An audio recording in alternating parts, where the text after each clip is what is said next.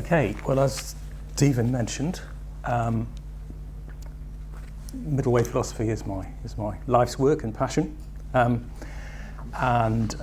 middle way philosophy particularly is, for me, it's something that includes the insights I get from Buddhism, but it's also something wider. Yeah, so it's practically focused, but it also tries to be intellectually rigorous, and it's also draws on a wide variety of sources. So I'm very engaged with philosophy, psychology, neuroscience, systems theory, for instance, as sources of understanding.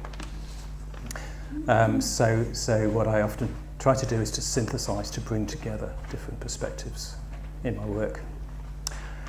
So I'm going to talk about provisionality, and I mean, this has been part of my understanding of middle way philosophy for some years. So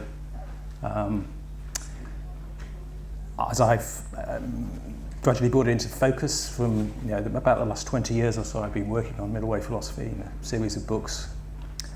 And I think it was maybe about 10 years ago I started to develop what are now known as the 5 principles. So I began to formulate, sort of crystallize some ideas about what I thought the middle way was about, what I thought the path as universal a formulation as we could manage, drawing on different sources, what it would involve. So those 5 principles of the middle way, I'm not going to talk about all of them now, but I'll just mention the 5. So there's skepticism, provisionality, incrementality, agnosticism, and integration. So I could happily talk about any of those for an hour, but I'm going to focus just on provisionality. And any of those 5 for me provide a way in to thinking about the middle way. And the middle way for me is very much about judgment. That is, how we respond to things at one moment or the next. Yes, so at each new moment we have a new opportunity to respond to things in a slightly different way from how we did before. That's very much what provisionality is about, and very much what the middle way is about, I think. So I'm not so much focused on ideal characters or ideal sources or anything like that. I draw on a wide range of traditions, but I'm very interested in what it means to make helpful judgments. Yeah. So what's the best way to respond to things? So provisionality.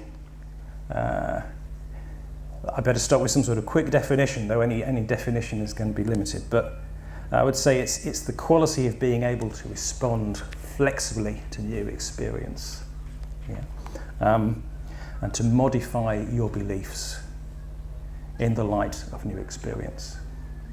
So one of our characteristics as human beings, which we can understand in all sorts of ways, is that we tend to get stuck. So we develop some sort of view of things that's maybe fine in one particular situation, one context, but then things change and we don't adapt to a new situation, new context. We're stuck with the old beliefs. So provisionality is what we need in order to be able to adapt and to change, to make the most appropriate judgments in a new situation. And that means we have to not only be aware of new experience and be receptive to it, but also be able to incorporate it into our understanding and to act on it. So now provisionality is a word which kind of in theory has existed for some time, I think, but I think I remember when I first typed it on a Word document, it came up with a little scribbly red underneath it, because the spell checker didn't recognise it. So it's obviously not very widely used as a noun, provisionality, and obviously provisional is a word which is often used. But if you talk about being provisional in Ireland, for example, you can be misunderstood. But But yeah, generally people understand the idea of provisional booking or provisional view of something. Provisionality then is just the noun made from that. It's talking about that quality that we need to be able to be provisional. It's also, you could say particularly, it's where science and Buddhism meet, I think, or the insights you can get from both of them meet. So I'm not a scientist, I'm much more of a philosopher, but I'm very interested in the methods of science and the ways that scientists approach things. It seems to me that what's most helpful and indeed flexible in science is based on provisionality as a scientific value, as something that, so a good scientist will probably approach their research with a theory in mind, which they're using to model what they're looking at and investigating. But at the same time, they will need to be open to the evidence contradicting what their model is. So they may need to change their view of things.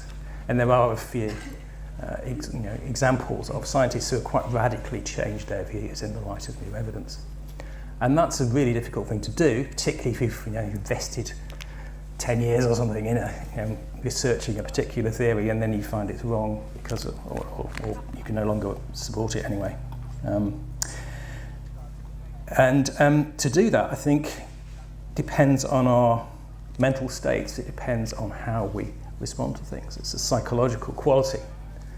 And I don't usually find that scientists talk about that very much. Maybe there are exceptions to that, but so they much more prefer to talk about their method in rational terms, about what they do with the evidence, rather than what they themselves, the states they themselves need to be in order to make the right judgments about that evidence. But it's definitely there in the scientific approach, I think. But it's also there in Buddhism, and obviously one of my inspirations for provisionality is from Buddhism. There are a couple of famous parables from the Buddha, which very much encapsulate provisionality for me. One of the most famous is the raft simile. So if you set off to cross the river, you need to get across to the other side of the river, and you build a raft, and you take your raft across the river, and then you get to the other side. So what do you do with the raft? The Buddha said, do you pick up the raft and carry it with you? In which case it will rapidly become a burden, and it won't be much use to you on dry land, or do you leave it there by the river? So the raft could be any theory or belief that we are attached to that has really, perhaps been really helpful to us in getting across the river in a particular circumstance. But when you've got across the river, when you're in a new set of circumstances, you're going to need to change that view. So that's one parable of the Buddha which is encapsulates provisionality. Another one is the lute strings analogy. So in another passage in the Pali Canon, the Buddha talks about, or he's talking to an experienced musician, a monk who used to be a musician, about the tuning of a lute, and that the string, as the musician recognises, shouldn't be too taut or too slack to be tuned correctly. And he talks about that particularly in relation to meditation and to how we should practice. But you can also apply that to anything. So are your views too taut? Do you have too rigid an understanding of the thing you're working with? Or is it too slack? Do you have too floppy a view, which is it's not robust enough to be examined and to think about consistently? So provisionality requires us to hit that middle point of holding our beliefs strongly enough to be of practical use, but flexibly enough to be able to change when necessary and appropriate. And obviously, judging when it's appropriate is a key issue. Okay, so science and Buddhism, scientific method and Buddhism can provide two ways into provisionality. There are lots of others I'm not going to talk about in any detail, but just to mention, you could also see provisionality as unbiased thinking. Yeah, so if you're interested in bias and the psychology of bias, you could also see provisionality in neuroscientific terms as having a sufficient influence of the right hemisphere on the left, because it's the left hemisphere over dominance that tends to get us stuck in particular views. So if we're open to new experience in a way that can allow us to modify the view we hold in our left hemispheres, then that's, I think, how provisionality works. Or in systems theory, you can think about feedback loops and adjusting feedback loops. So we get into certain patterns and we tend to go round and round in the same ways of looking at things and applying those ways of looking at things, and then looking for evidence that confirms what we already believe. Yeah, the sound has gone.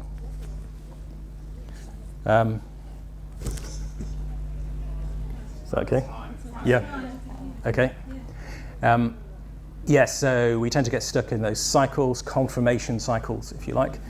But provisionality is about just being able to adjust those cycles, to be able to bring in some new experience, some new information to help us.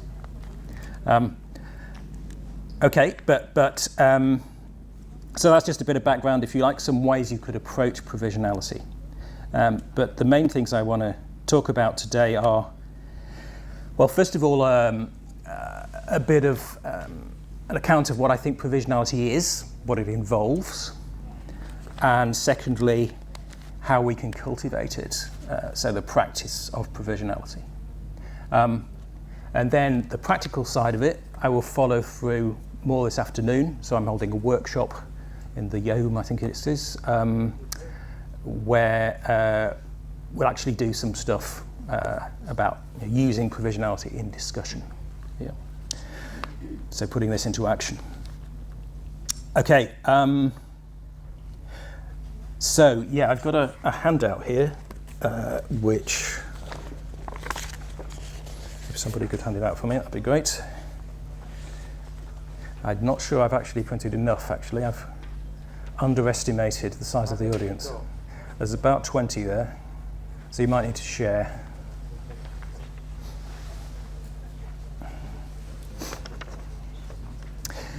Yeah, so if you look at the top of the handout when you get it, you'll see there's a little diagram about provisionality and its relationship to various other qualities. And I think all of these can help us to understand really what it involves. So yeah, let me start there at the top left-hand corner, where it says complexity.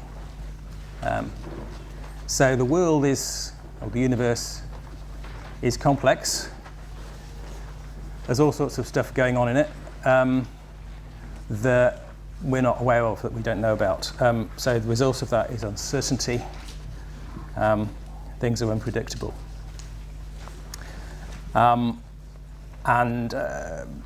Well, that complexity, obviously, one way in which we're particularly encountering that at the moment is the news that keeps greeting us about global warming and its effects, which people are going to find it very difficult to adapt to if they can do so at all. So for a long time we've been ignoring that complexity, that aspect of what's going on in the world. So obviously that relates to how we relate to that complexity. So next to complexity there, you'll see one of the features of provisionality is adaptivity or resilience. So if we are more provisional in our judgments, then when new conditions come along, we're able to adapt. Now by adapt here, broadly speaking, I mean continue to meet our needs. Yeah. So I'm not talking about it just in a narrow sort of Darwinian way. So I don't just mean survive, although obviously we do need to survive or reproduce, but also to continue to meet our other needs.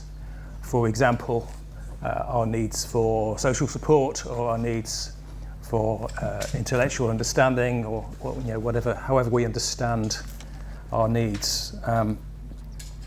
So adaptivity is required to continue to meet those needs in different circumstances. We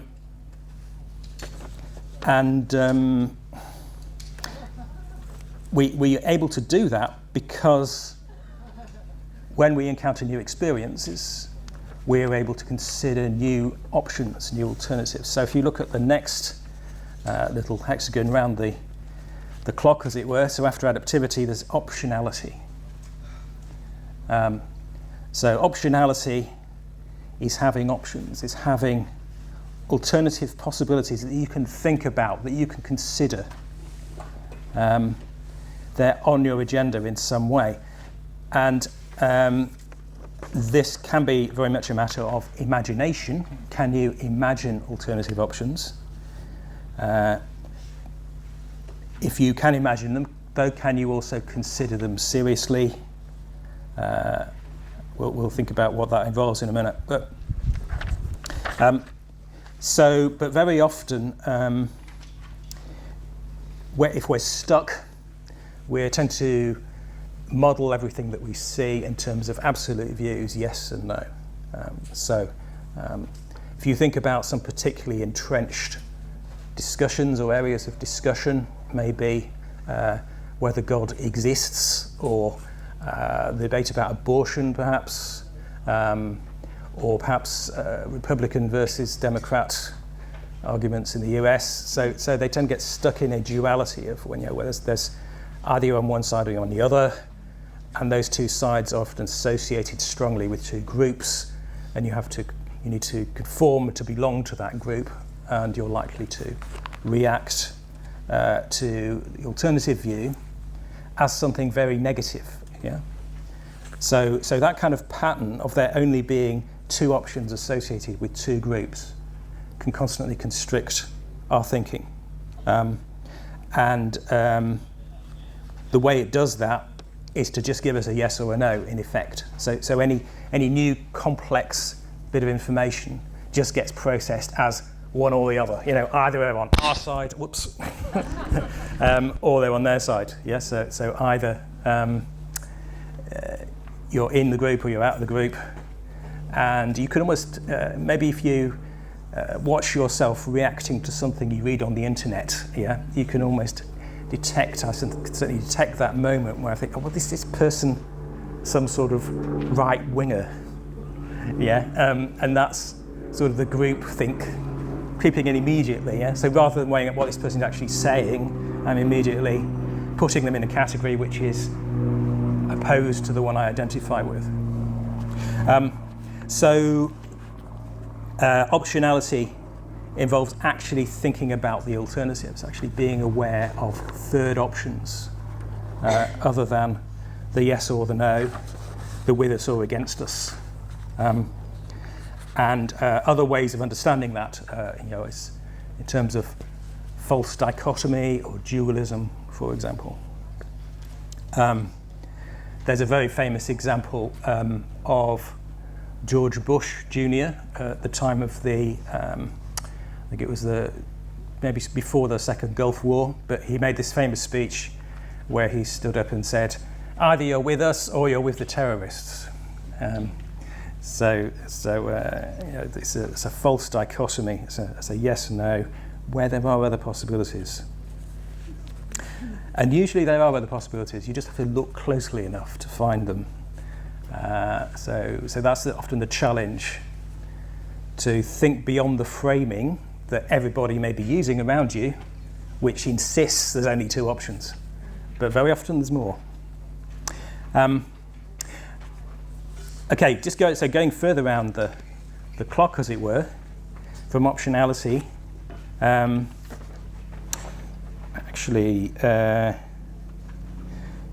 going to jump a bit. I'll come back to probabilizing in a minute, but let's go to slowness.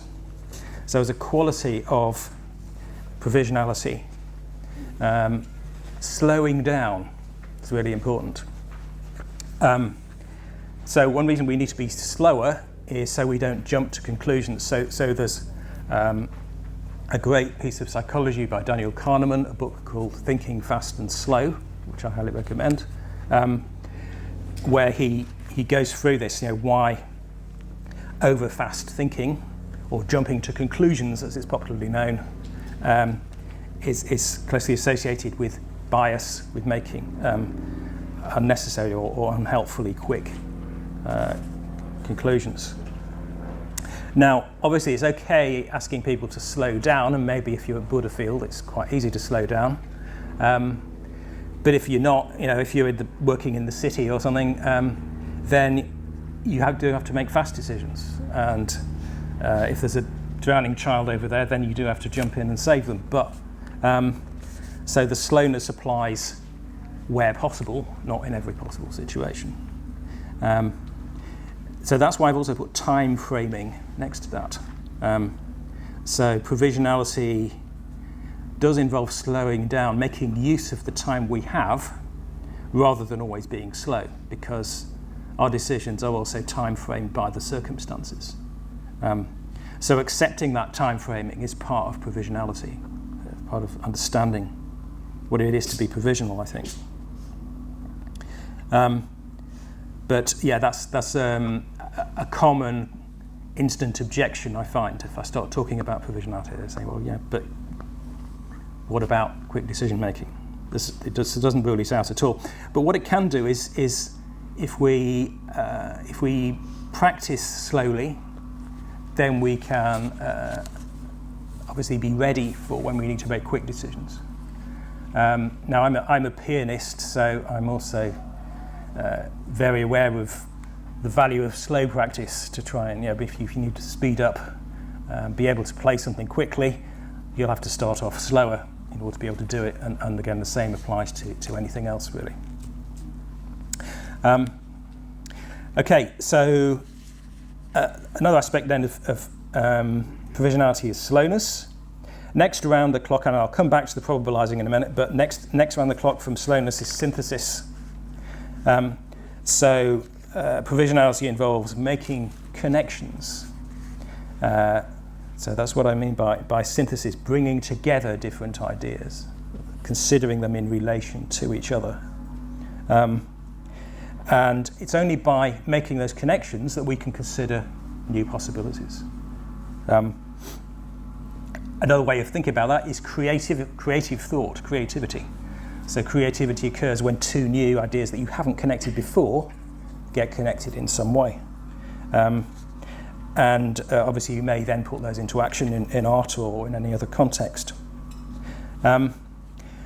So yeah, particularly if there's a strong duality that you're working with, you need to be able to imagine new possibilities, imagine new frameworks, and synthesis I think is really important for that, not just accepting the limitations of the way people are already thinking about an issue. And often those limitations I find are created by over-specialisation. So there's a lot of emphasis in our society on specialisation. And that can apply in lots of different ways, obviously in terms of jobs and professions, particularly highly skilled professions like medicine or academia become highly specialised. But even an ordinary job, as it were, you're going to have some degree of specialisation in that job. But then there's also things like gender specialisation or specialisation in particular religious traditions, and these can limit our ways of thinking. And obviously we can't avoid specialisation altogether. There are, if we focus on particular things, we're going to get better at them, and we're not so good at other things. But we can leave open more doors that are beyond our specialisation, if you like. So that's where synthesis comes in, I think, as a quality of provisionality. And then further around suppression. Now, it may surprise you to see that, but I think it's very important to distinguish between suppression and repression. Okay, so often people use those two words interchangeably.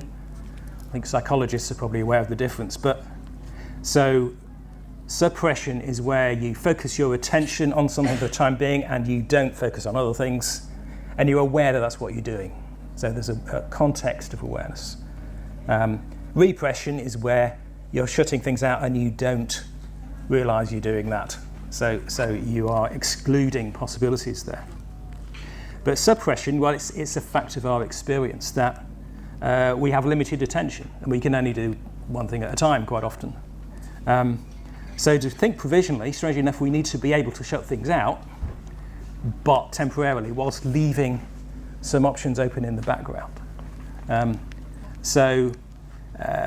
I think being able to distinguish between suppression and repression, being able to focus our attention and put aside the mobile phone, for example, even though there might be a message, is a vital part of provisionality.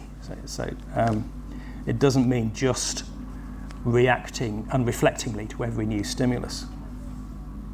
Okay, so then I come back over to the other side of the diagram, probabilizing. So this is about judging in the best way. I think it's the heart of trying to make our beliefs provisional, responding to new information. So probabilizing, well, see, in the context of science, you'll hear a lot about probability.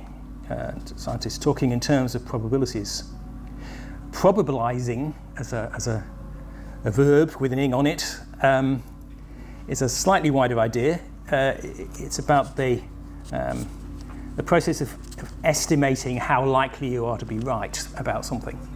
Yeah. So thinking of it in terms of more or less, not this is true, I know this is true, and not on the other hand, well, this is wrong, but okay, I've got a pretty strong justification for believing that, or I'm not really sure about that. It's pretty unlikely that that's correct. Yeah, and we need those kinds of judgments for practical purposes. We do need to be able to decide whether or not to accept what somebody's saying quite often. But we can do that on the basis of the weight of evidence about it, what we think is most likely based on the evidence so far. So probabilizing is thinking about how justified we are. You don't necessarily have to put a figure on it very formally.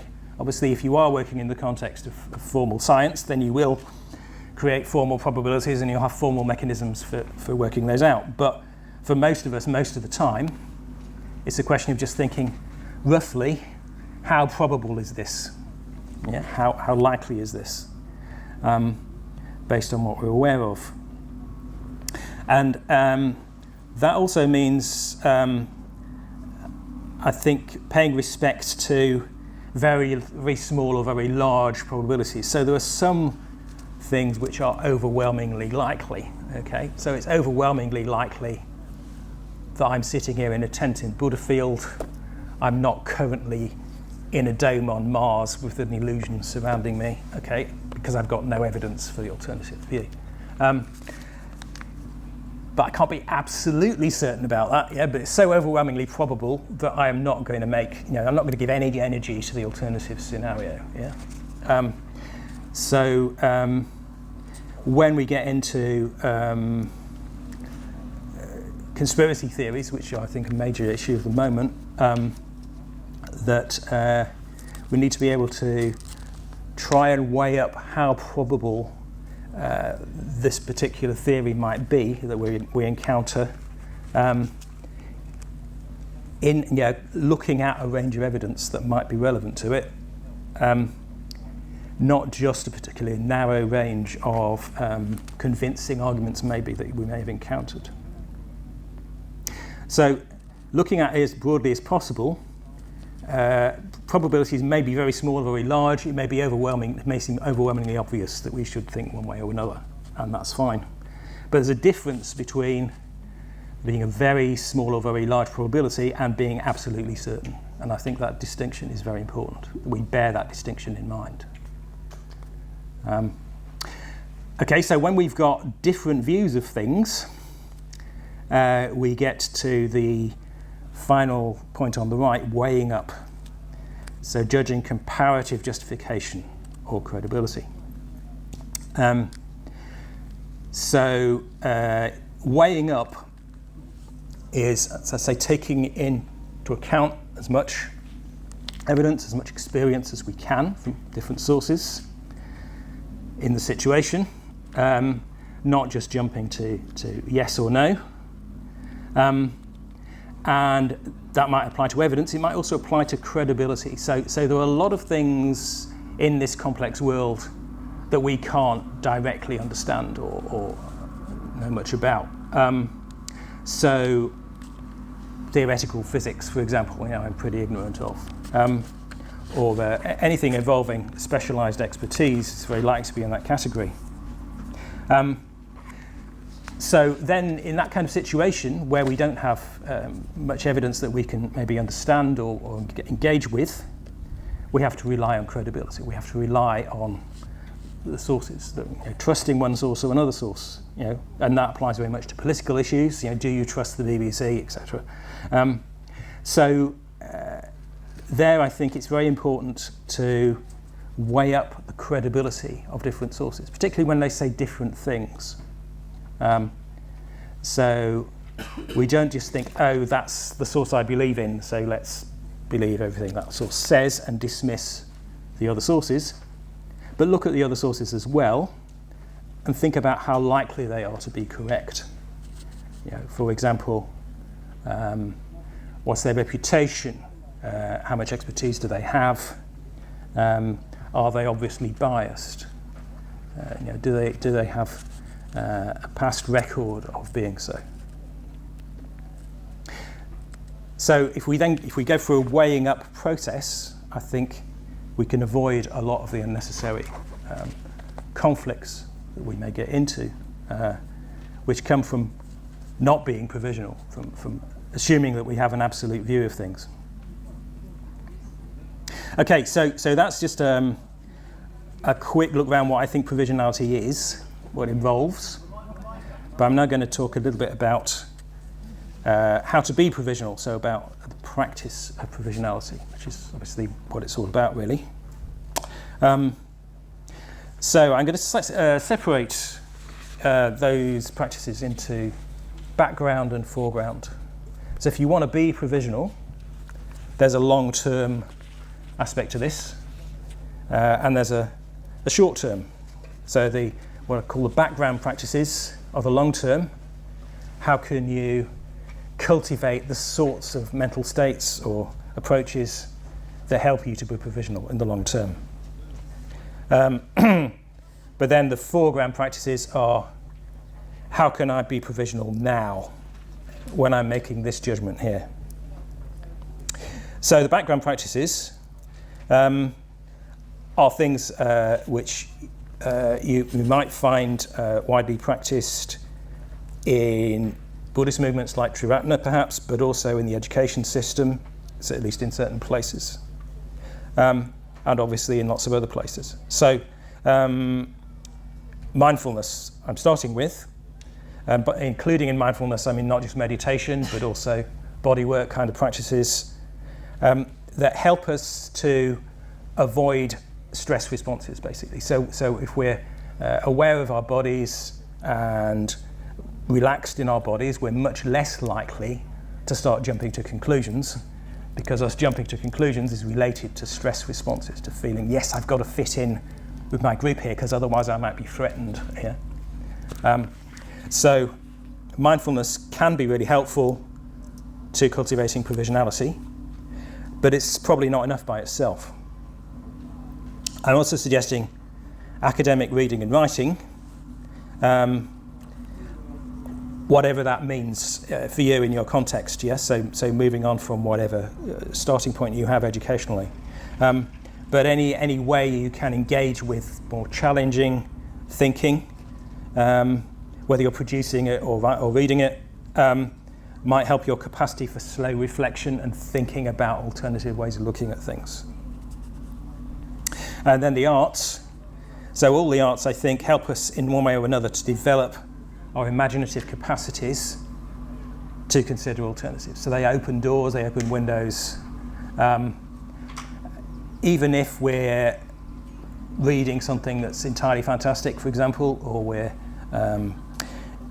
engaging in creating an artwork that's completely removed in its theme from what we see around us.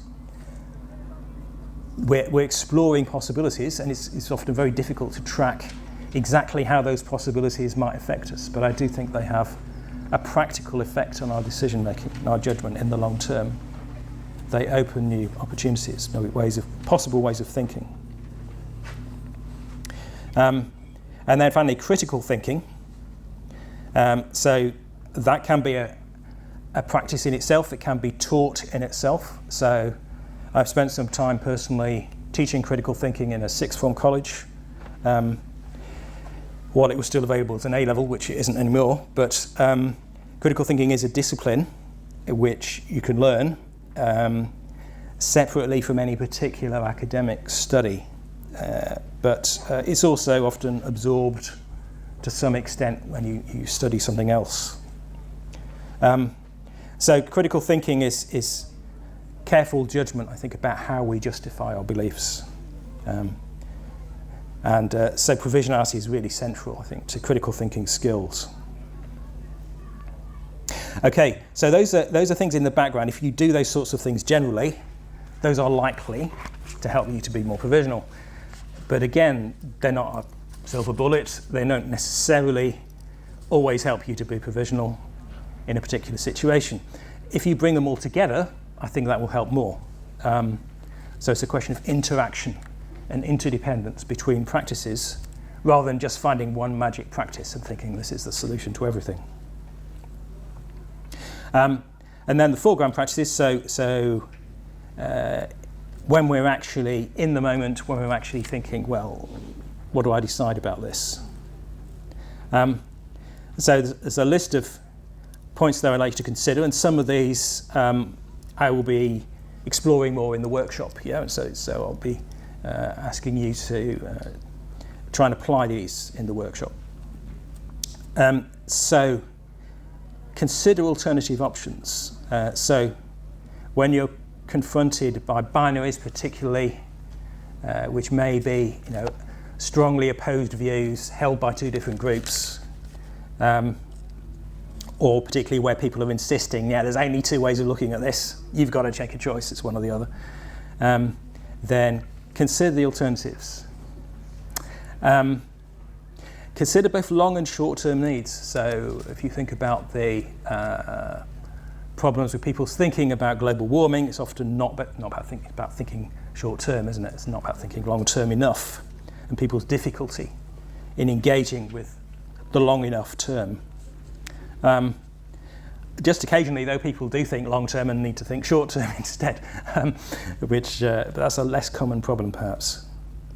So these are all reflections you can apply if you have a kind of mental checklist. Am I thinking about alternative options here? Am I thinking both long-term and short-term? Third point, consider complexity beyond your current beliefs or your current awareness. So it may be more complex than that.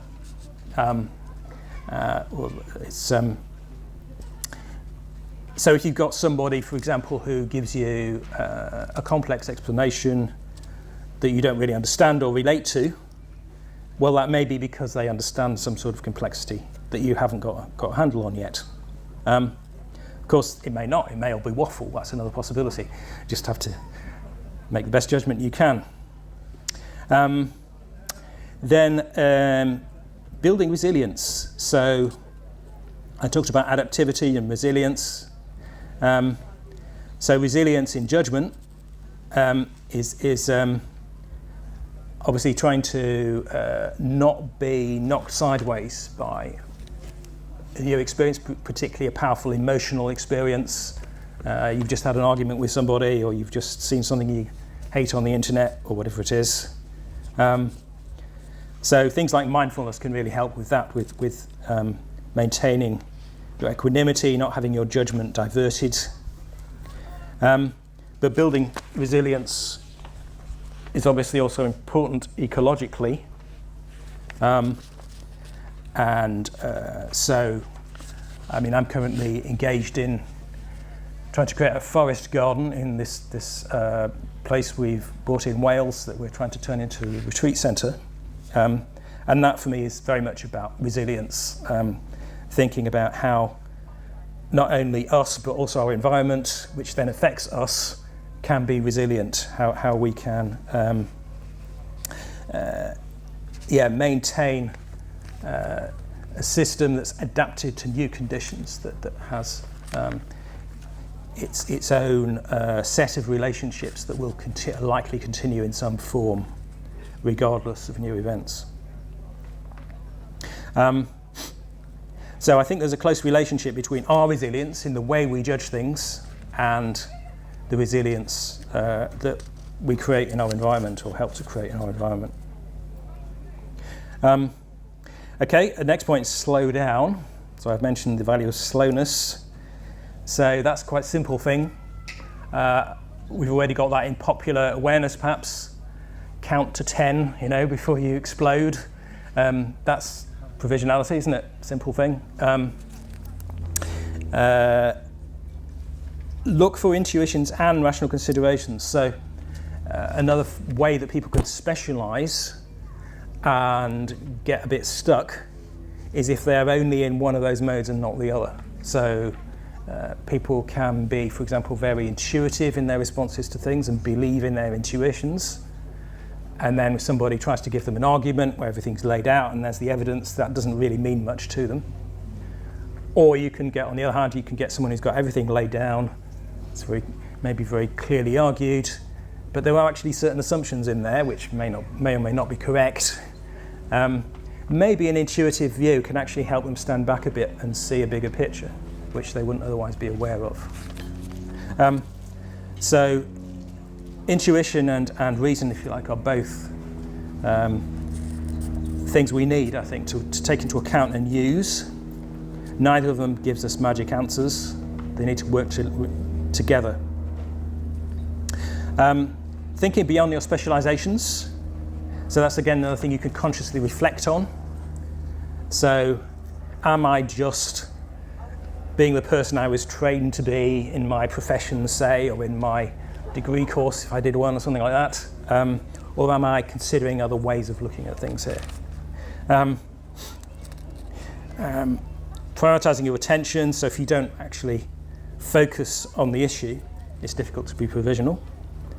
So put your mobile phone away. Probabilize. So I've already mentioned that. Don't assume you've got the facts in an absolute sense, even though there may be overwhelming evidence for one way, one view or the other. But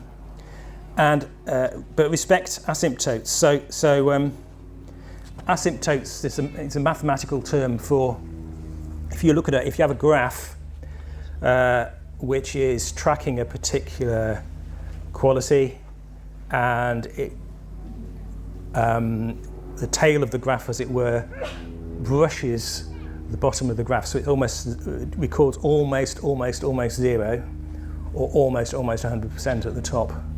That's an asymptote. Yeah. So an asymptote is something that's a belief we may hold in this case that is overwhelmingly likely, and we can respect that, but it's still not a certainty. And then finally, aspect of practice, weigh up. And